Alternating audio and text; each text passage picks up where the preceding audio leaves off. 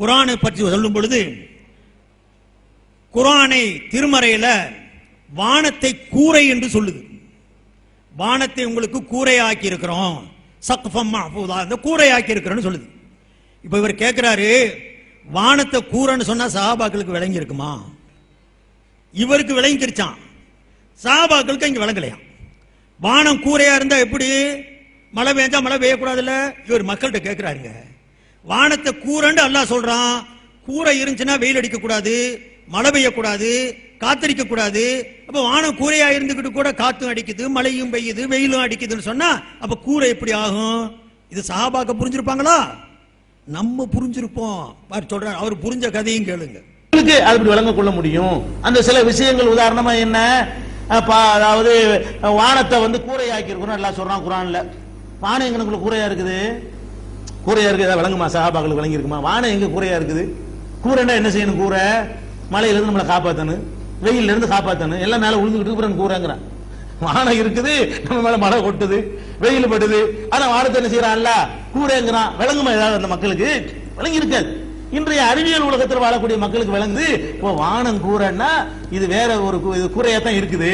விளங்குற மாதிரி விளங்கிக்கிறீங்களா? வானம் கூரை இல்ல, அது கூரையாத்தான் இருக்குது. இவர் விளங்குற விளக்கம் இருக்கேன். நீயாவது விலைக்கு சொல்லி இருக்குது, அட நீயாவது கூரை எப்படின்னு விலைக்கு இருக்கணுமா இல்லையா? இவர் விளங்கிட்டாராம், வானம் கூரையா இருக்கா, கூரையா இருக்குது. சஹாபாக்களுக்கு தெரியல, இவருக்கு தெரிஞ்சிருச்சு. சஹாபாக்களுக்கு என்னங்க தெரியும்?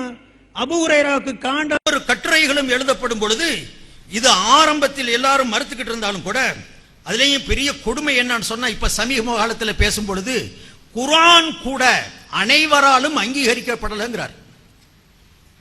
குர்ஆனும் கூட நபித்தோழர்கள் அனைவர்களாலும் அங்கீகரிக்கப்படல. நபித்தோழர்கள் அதுல 40க்கும் அதிகமாக கருத்து வேறுபாடுகள் இருந்தது. ஹஜ்ரத் இப்னு மஸ்ஊத் ரலியல்லாஹு அன்ஹு தெளிவா சொன்னாங்க, குர்ஆன்ல 112 சூரா தான், கடைசி வரைக்கும் ஒத்துக்கிற மாட்டேன்ட்டாரு. கடைசி வரைக்கும் 114 இல்ல, குல்லௌது பிரபில் ஃபலக்கும் இல்ல, குல்லௌது பிரபின் நாசும் இல்ல என்ற கருத்தை இப்னு மஸ்ஊத் ரலியல்லாஹு அன்ஹு கடைசி வரைக்குமே மறுத்துக்கிட்டு இருந்தாங்க அப்படின்னு பேசி இருக்கிறார். அந்த கிளிப் போடுவாங்க, அந்த குர்ஆனுடைய கிளிப்புரையை பாருங்க. அதுக்கு பிறகு நான் அமுல்படுத்துறது வேற.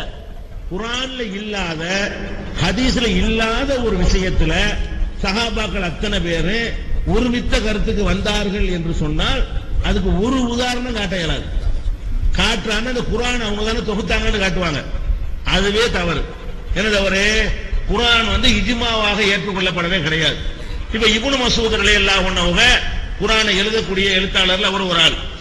அவருடைய குர்ஆன்ல 112 சூரா தான். இப்னு மஸ்ஊதுடைய தொகுத்த குர்ஆன்ல எத்தனை சூரா? 114 சூரா கிடையாது. கடைசி 2 சூரா குர்ஆனே கிடையாதுன்றார் அவர்.